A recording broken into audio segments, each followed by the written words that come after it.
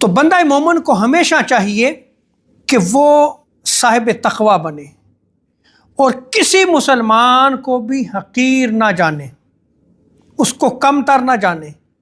جیسا کہ حضرت ابو ہریرہ رضی اللہ تعالی عنہ اس روایت کو نقل فرماتے ہیں کہ آقا علیہ السلام نے ارشاد فرمایا کہ مسلمان کا بھائی ہے، نہ اس پر ظلم کرتا ہے، نہ اس سے ذلیل کرتا ہے، نہ اسے حقیر جانتا ہے۔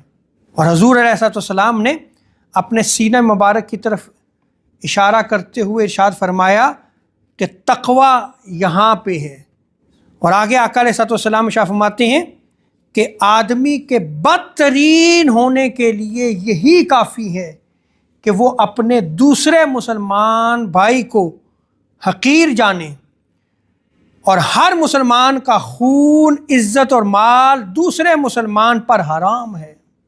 تو آپ اس حدیث مبارکہ میں غور کریں کہ آدمی کے بدترین ہونے کے لیے صرف اتنا ہی کافی ہے کہ وہ دوسرے مسلمان کو حقیر جانے۔